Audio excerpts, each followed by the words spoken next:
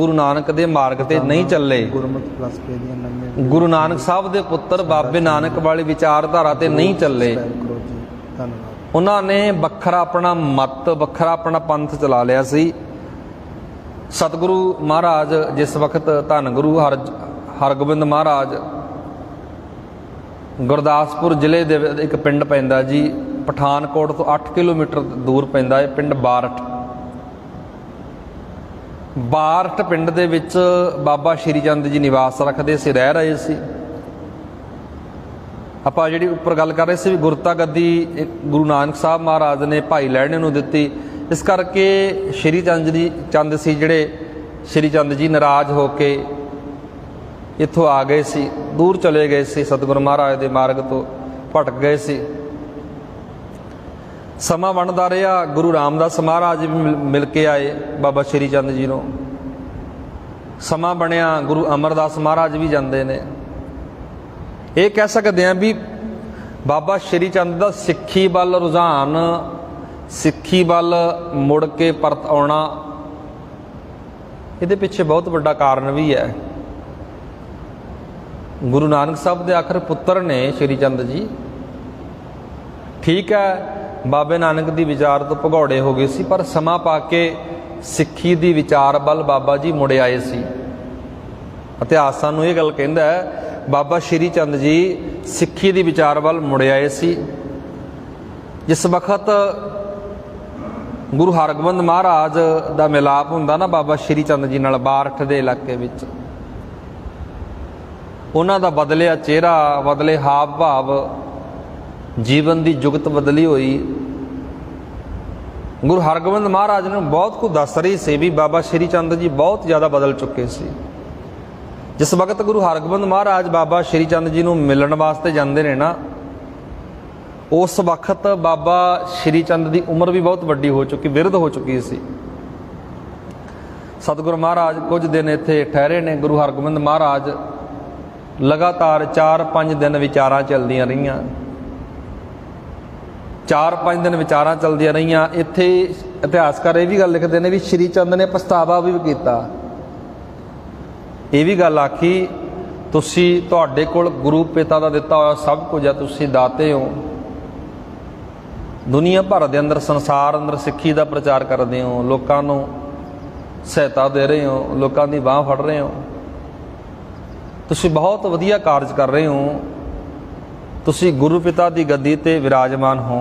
ये श्री चंद जी कहते हैं गुरु हरगोबिंद महाराज नूं। सतगुरु महाराज जिस वक्त 4-5 दिन का समा बतीत होया, बड़ियां सोहणियां ते बड़ियां सुंदर विचारां चल रही ने। गुरु साहब जी जदों रोजाना शाम का दीवान सवेर का दीवान सजाते हैं, संगतां का भी आना हो गया, संगतां भी दीदार करने वास्ते आउंदियां ने, जिहड़े इलाके दी संगतां ने। एक दिन बाबा जी गुरु जी नूं आखण लगे, सतगुरु महाराज नूं आखण लगे, सतगुरु पिता गुरु जी का दिता तुहाडे कोल सब कुछ है, तुसीं दातां दे मालक हो, जे कुछ मंगा तो देओगे। श्री चंद जी कहण लगे गुरु हरगोबिंद महाराज नूं बारठ के इलाके विच, बारठ के स्थान पर कहण लगे, सतगुरु महाराज का दिता तुहाडे कोल सब कुछ है, दातां देण वाले हो, जे तुहाडे कोल मैं कुछ कोई चीज़ मंग लवां तो मेरी मंग पूरी कर सकते हो। हरगोबिंद महाराज ने, सतगुरु महाराज ने बड़े प्यार विच भिज के उत्तर दिता, सब कुछ दिता होया तुहाडे पिता दा है, धन गुरु नानक महाराज का दिता होया है, उन्हां दी जिम्मेवारी उन्हां दी लगाई ड्यूटी नूं असीं तां निभा रहे हैं, बस्ता तां तुहाडी ही हन, असीं तां केवल संभाल करदे हां बाबा जी, क्योंकि बिरध उम्र विच ने, वड्डे ने, सत्कार वजों कह रहे ने। बाबा श्री चंद जी सतगुरु महाराज अगे अजिहा बचन तो बहुत प्रभावित हो, जदों ये गल आखी भी सब कुछ तुहाडे पिता ने दिता होया है, असीं तां उन्हां दा प्रचार कर रहे हैं। ये गल जदों सुनी ना बाबा श्री चंद जी इस बचन तो बहुत ज़्यादा प्रभावित हो गए। सतगुरु महाराज नूं कहा भी ठीक है, ਤੁਸੀਂ ਦੁਨੀਆ ਦੇ ਅੰਦਰ ਕੋਨੇ-ਕੋਨੇ ਅੰਦਰ ਸਿੱਖੀ ਦਾ ਪ੍ਰਚਾਰ ਕਰ ਰਹੇ ਹੋ। ਹੁਣ ਇੱਥੇ ਬਾਬਾ ਸ਼੍ਰੀ ਚੰਦ ਨੇ ਇੱਕ ਮੰਗ ਕੀਤੀ ਹੈ। ਉਹ ਮੰਗ ਪਤਾ ਕੀ ਹੈ? ਉਹ ਮੰਗ ਐਸੀ ਹੈ, ਗੁਰੂ ਹਰਗੋਬਿੰਦ ਮਹਾਰਾਜ ਨੂੰ ਕਹਿਣ ਲੱਗੇ ਹੁਣ ਇਹ ਸਰੀਰ ਬਿਰਧ ਹੋ ਗਿਆ, ਕਿਉਂਕਿ ਜਦੋਂ ਸਰੀਰ ਵਡੇਪੇ ਵਿੱਚ ਆ ਜਾਵੇ ਨਾ ਜੀ, ਆਪਾਂ ਅਕਸਰ ਬੇਨਤੀ ਕਰਦੇ ਵੀ ਵਡੇਪੇ ਨੂੰ ਸਹਾਰੇ ਦੀ ਲੋੜ ਹੁੰਦੀ ਹੈ। ਵਡੇਪੇ ਨੂੰ ਸਹਾਰੇ ਦੀ ਲੋੜ ਹੁੰਦੀ ਹੈ। ਜੇ ਵਡੇਪੇ ਦੇ ਵਿੱਚ ਸਹਾਰਾ ਮਿਲ ਜਾਵੇ ਨਾ, ਵਡੇਪਾ ਵਧੀਆ ਲੰਘ ਜਾਂਦਾ ਹੈ। ਨਹੀਂ ਤਾਂ ਕਿੰਨਾ ਵਡੇਪਾ ਰੁਲਦਾ ਆਪਾਂ ਦੁਨੀਆ ਅੰਦਰ ਵੇਖਦੇ ਹਾਂ, ਬਜ਼ੁਰਗ ਕਿੰਨੇ ਰੁਲ ਰਹੇ ਨੇ। ਹੁਣ ਸ਼੍ਰੀ ਚੰਦ ਵਡੇਪੇ ਦੇ ਵਿੱਚ ਨੇ। ਹੁਣ ਇੱਕ ਬੇਨਤੀ ਕੀਤੀ ਵੀ ਤੁਹਾਡਾ ਇੱਕ ਪੁੱਤਰ ਦਾ ਨਾਂ ਗੁਰਦਿੱਤਾ ਜੀ, ਇੱਕ ਸੂਰਜਮਲ ਹੈ ਜੀ। ਹਰਗੋਬਿੰਦ ਮਹਾਰਾਜ ਦੇ ਕਈ ਪੁੱਤਰ ਸੀ ਨਾ, ਸੂਰਜਮਲ ਜੀ, ਬਾਬਾ ਗੁਰਦਿੱਤਾ ਜੀ, ਬਾਬਾ ਅਣੀ ਰਾਏ ਜੀ, ਬਾਬਾ ਟੱਲ ਰਾਏ ਜੀ, ਤਿਆਗਮੱਲ ਜੀ, ਜਿਨ੍ਹਾਂ ਨੂੰ ਆਪਾਂ ਗੁਰੂ ਤੇਗ ਬਹਾਦਰ ਕਹਿ ਦਿੰਦੇ ਹਾਂ। ਇੱਕ ਇਹਨਾਂ ਦੀ ਬੇਟੀ ਸੀ ਬੀਬੀ ਵੀਰੋ ਜੀ। 5 ਪੁੱਤਰ ਸੀ। ਇੱਥੇ ਸਤਿਗੁਰੂ ਮਹਾਰਾਜ ਨੇ ਜਿਹੜੀ ਬੇਨਤੀ ਕੀਤੀ ਨਾ, ਗੁਰੂ ਅੱਗੇ ਬੇਨਤੀ ਕੀਤੀ ਬਾਬਾ ਸ਼੍ਰੀ ਚੰਦ ਜੀ ਨੇ ਵੀ ਹੁਣ ਬਿਰਧ ਅਵਸਥਾ ਵਿੱਚ ਸਾਡੇ ਕੋਲ ਜੇ ਪ੍ਰਚਾਰ ਦਾ ਜਿਹੜਾ ਭਾਰ ਚੁੱਕਿਆ ਨਹੀਂ ਜਾਂਦਾ, ਇੱਕ ਤੁਹਾਡਾ ਪੁੱਤਰ ਜੇ ਸਾਨੂੰ ਦੇ ਦਿਓ। ਇਤਿਹਾਸਕਾਰ ਲਿਖਦੇ ਨੇ ਜੀ, ਇਸ ਬਾਰਠ ਦੇ ਇਲਾਕੇ ਵਿੱਚ ਸਤਿਗੁਰੂ ਮਹਾਰਾਜ ਦੇ ਜਿਹੜੇ ਵੱਡੇ ਪੁੱਤਰ ਸੀ ਬਾਬਾ ਗੁਰਦਿੱਤਾ ਜੀ, ਬਾਬਾ ਗੁਰਦਿੱਤਾ ਜੀ ਦੀ ਬਾਂਹ ਸ਼੍ਰੀ ਚੰਦ ਨੂੰ ਫੜਾ ਦਿੱਤੀ। ਬਾਬਾ ਗੁਰਦਿੱਤਾ ਜੀ ਸ਼੍ਰੀ ਚੰਦ ਜਿਸ ਦੀ ਸਾਂਭ ਸੰਭਾਲ ਵੀ ਕਰਦੇ ਨੇ, ਅਤੇ ਇਹ ਵੀ ਗੱਲ ਕਹੀ ਸ਼੍ਰੀ ਚੰਦ ਨੇ ਵੀ ਅਸੀਂ ਗੁਰੂ ਪਿਤਾ ਤੋਂ ਬਾਅਦ ਸਿੱਖੀ ਦਾ ਹੀ ਪ੍ਰਚਾਰ ਕਰ ਰਹੇ ਹਾਂ, ਕੋਈ ਅਨਮਤ ਜਾਂ ਹੋਰ ਚੀਜ਼ ਦਾ ਪ੍ਰਚਾਰ ਨਹੀਂ ਕਰਦੇ। ਜੋ ਗੁਰੂ ਪਿਤਾ ਦੇ ਹੁਣ ਪਛਤਾਵਾ ਵੀ ਕਰ ਰਹੇ ਨੇ ਨਾ ਵੀ ਅਸੀਂ ਗੱਲ ਨਹੀਂ ਮੰਨੀ, ਅਸੀਂ ਵੱਖਰਾ ਰਾਹ ਚਲਾ ਲਿਆ। ਅਸੀਂ ਗੁਰੂ ਪਿਤਾ ਦੇ ਸਿਧਾਂਤਾਂ ਦੀ ਪ੍ਰਚਾਰ ਕਰਦੇ ਹਾਂ, ਗੁਰੂ ਨਾਨਕ ਮਹਾਰਾਜ ਦੀ ਬਾਣੀ ਦੀ ਪ੍ਰਚਾਰ ਕਰਦੇ ਹਾਂ। ਵਿਰਧ ਅਵਸਥਾ ਹੈ, ਨਾਲੇ ਤਾਂ ਇਹ ਇਸ ਇਲਾਕੇ ਵਿੱਚ ਪ੍ਰਚਾਰ ਦੀ ਡਿਊਟੀ ਸਾਂਭ ਲੈਣਗੇ, ਨਾਲੇ ਬਿਰਧ ਅਵਸਥਾ ਵਿੱਚ ਸਾਨੂੰ ਵੀ ਕੋਈ ਨਾ ਕੋਈ ਸਹਾਰਾ ਮਿਲ ਜਾਊਗਾ। ਇੱਥੇ ਬਾਬਾ ਗੁਰਦਿੱਤਾ ਜੀ ਦੀ ਬਾਂਹ ਫੜਾ ਦਿੱਤੀ। ਗੁਰੂ ਹਰਗੋਬਿੰਦ ਮਹਾਰਾਜ ਨੇ ਆਖਿਆ ਠੀਕ ਹੈ ਬਾਬਾ ਜੀ, ਜਿਵੇਂ ਤੁਸੀਂ ਕਹਿੰਦੇ ਹੋ, ਆ ਵੱਡੇ ਪੁੱਤਰ ਗੁਰਦਿੱਤਾ ਜੀ ਤੁਹਾਨੂੰ ਦੇ ਦਿੰਦੇ ਆ। ਬਾਬਾ ਗੁਰਦਿੱਤਾ ਜੀ ਨੇ ਸਾਂਭ ਸੰਭਾਲ ਕੀਤੀ, ਨਾਲ ਸਿੱਖੀ ਦਾ ਪ੍ਰਚਾਰ ਵੀ ਕੀਤਾ, ਅਤੇ ਉਸ ਮਤ ਦੇ ਆਗੂ ਵੀ ਬਣਦੇ ਨੇ ਬਾਬਾ ਗੁਰਦਿੱਤਾ ਜੀ।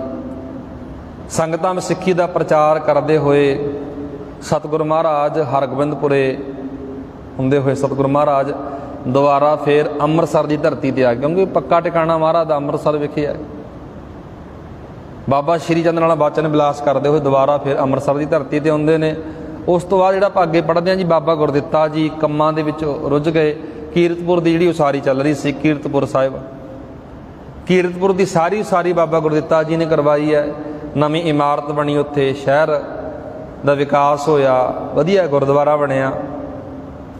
ਬਾਬਾ ਸ਼੍ਰੀ ਚੰਦ ਨੂੰ ਵੀ ਉਹ ਆਪਣੇ ਨਾਲ ਲੈ ਆਏ ਸੀ ਇਸ ਕੀਰਤਪੁਰ ਸਾਹਿਬ ਦੀ ਧਰਤੀ ਤੇ। ਭਾਵੇਂ ਉਹਨਾਂ ਦੀ ਉਮਰ ਬਹੁਤ ਹੋ ਚੁੱਕੀ ਸੀ, ਪਰ ਮਨ ਵਿੱਚ ਸਿੱਖ ਧਰਮ ਪ੍ਰਤੀ ਪ੍ਰਚਾਰ ਲਈ ਬਲਬਲੇ ਉੱਠਦੇ ਸੀ। ਉਮਰ ਵਿਰਧ ਹੋ ਗਈ ਹੈ, ਮਨ ਵਿੱਚ ਬਲਬਲੇ ਇਹ ਉੱਠ ਰਹੇ ਨੇ ਵੀ ਮੈਂ ਸਿੱਖੀ ਦਾ ਪ੍ਰਚਾਰ ਕਰਾਂ, ਹੁਣ ਵੀ ਹੋਰ ਵੀ ਪ੍ਰਚਾਰ ਕਰਾਂ ਵਿਰਧ ਅਵਸਥਾ ਦੇ ਵਿੱਚ। ਇਸ ਦਾ ਕਾਰਨ ਗੁਰੂ ਨਾਨਕ ਪਾਤਸ਼ਾਹ ਜੀ ਤੋਂ ਦੂਰ ਚਲੇ ਜਾਣ ਦਾ ਪਛਤਾਵਾ ਵੀ ਉਹਨਾਂ ਨੂੰ ਹੋ ਰਿਹਾ। ਮੁੜ ਸਿੱਖੀ ਵੱਲ, ਸਿੱਖੀ ਦੀ ਲਹਿਰ ਵਿੱਚ ਸ਼ਾਮਲ ਹੋਣ ਦਾ ਉਤਸ਼ਾਹ ਵੀ ਉਹਨਾਂ ਦੇ ਅੰਦਰ ਹੈ। ਇੱਕ ਪਛਤਾਵਾ ਵੀ ਹੈ, ਪਛਤਾਵੇ ਤੋਂ ਬਾਅਦ ਇੱਕ ਸਿੱਖੀ ਦੀ ਲਹਿਰ ਵਿੱਚ ਸ਼ਾਮਲ ਹੋਣ ਦਾ ਉਤਸ਼ਾਹ ਵੀ ਹੈ ਵੀ ਅਸੀਂ ਸਿੱਖੀ ਦੀ ਲਹਿਰ ਅੰਦਰ ਸ਼ਾਮਲ ਹੋ ਗਏ ਹਾਂ, ਬਾਬੇ ਨਾਨਕ ਦੀ ਵਿਚਾਰ ਵਿੱਚ ਸ਼ਾਮਲ ਹੋ ਗਏ ਹਾਂ। ਇਸੇ ਤਰ੍ਹਾਂ ਜੀ ਇਤਿਹਾਸਕਾਰ ਇਹ ਵੀ ਲਿਖਦੇ ਨੇ 1629 ਈਸਵੀ ਦੇ ਵਿੱਚ ਬਾਬਾ ਸ਼੍ਰੀ ਚੰਦ ਜੀ ਅਕਾਲ ਚਲਣਾ ਕਰਦੇ ਨੇ। ਸਾਰੀ ਜ਼ਿੰਮੇਵਾਰੀ ਉਦਾਸੀ ਜਿਹੜੀ ਲਹਿਰ ਸੀ, ਉਸ ਲਹਿਰ ਦੀ ਜ਼ਿੰਮੇਵਾਰੀ ਬਾਬਾ ਗੁਰਦਿੱਤਾ ਜੀ ਤੇ ਆ ਗਈ। 1629 ਦੇ ਵਿੱਚ ਬਾਬਾ ਸ਼੍ਰੀ ਚੰਦ ਜੀ ਅਕਾਲ ਚਲਣਾ ਕਰਦੇ ਨੇ। ਉਦਾਸੀ ਲਹਿਰ ਦਾ ਸਭ ਮੋਢੀ ਭਾਈ ਗੁਰਦਿੱਤਾ ਜੀ ਬਣਦੇ ਨੇ, ਬਾਬਾ ਗੁਰਦਿੱਤਾ ਜੀ ਬਣਦੇ ਨੇ। ਕੱਲ੍ਹ ਦੇ ਦੀਵਾਨਾਂ ਵਿੱਚ ਆਪਾਂ ਅਗਲੇ ਇਤਿਹਾਸ ਦੀ ਵਿਚਾਰ ਕਰਾਂਗੇ। ਅੱਜ ਇੰਨੀ ਬੇਨਤੀ ਪ੍ਰਵਾਨ ਕਰਿਓ, ਗੁਰੂ ਕਿਰਪਾ ਕਰੇ ਜੀ। ਅੱਜ ਆਪਾਂ ਜਿਹੜੀ ਵਿਚਾਰ ਕਰੀ ਸੀ ਬਾਬਾ ਸ਼੍ਰੀ ਚੰਦ ਬਾਰੇ ਆਪਾਂ ਸੰਖੇਪ ਵਿਚਾਰ ਕੀਤੀ ਹੈ, ਕਿਉਂਕਿ ਸਮਾਂ ਐਸਾ ਸੀ ਕਿ ਉਹ ਰਾਹ ਤੋਂ ਭਟਕ ਗਏ ਸੀ, ਸਿੱਖੀ ਵਾਲੇ ਮਾਰਗ ਤੋਂ ਦੂਰ ਚਲੇ ਗਏ ਸੀ ਬਾਬੇ ਨਾਨਕ ਦੇ ਪੁੱਤਰ। ਐਸਾ ਸਮਾਂ ਬਣਿਆ, ਹੌਲੀ ਹੌਲੀ ਸਿੱਖੀ ਵੱਲ ਉਹਨਾਂ ਦਾ ਰੁਝਾਨ ਬਣਦਾ ਗਿਆ।